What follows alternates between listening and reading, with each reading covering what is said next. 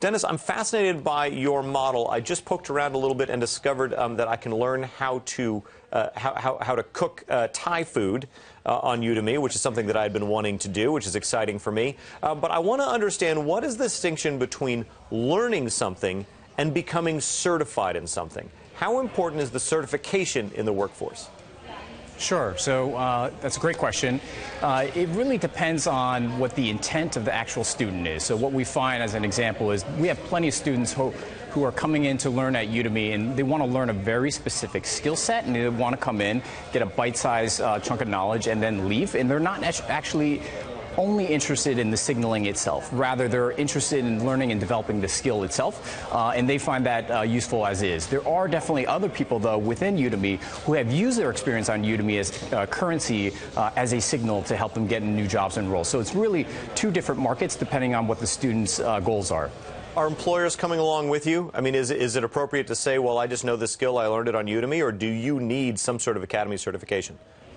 No, you don't. And what we find is that at the end of the day, today in the market, you can see that it's so much easier to assess whether or not somebody actually has the skills to be competent and to be ready for a particular role, instead of just only having that signal. So within the enterprise and within businesses, we've got companies such as Citigroup, from the large end down to Lyft on the smaller end, all using Udemy to help train their employees.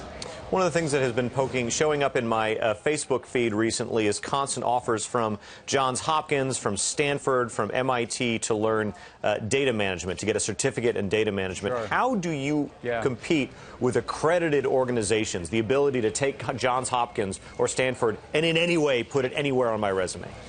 Sure, absolutely. So look, at the end of the day, there are certainly a class of experts that come from traditional academia. We don't focus on working only with university partners. Our model is an open marketplace model. So instead, we open it up to a community of experts, because we don't actually believe that it's possible to decide and determine what it is that people want to learn in the future. So we open it up to our community of experts to dictate what it is, which direction that people want to go in. And so certainly one way is to work with the university partners. Another is to work with the everyday experts that are actually working in these fields. What can primary and secondary schools learn from this?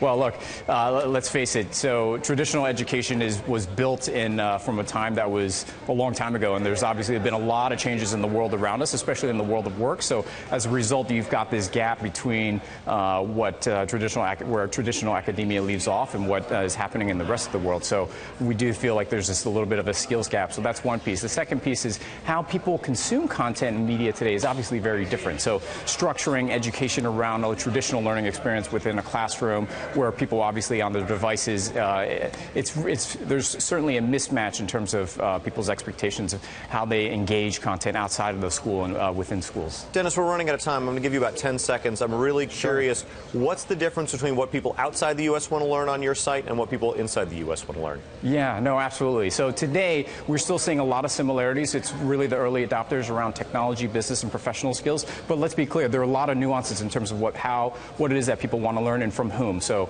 how you learn leadership, as an example, in Germany may be different from within the U.S.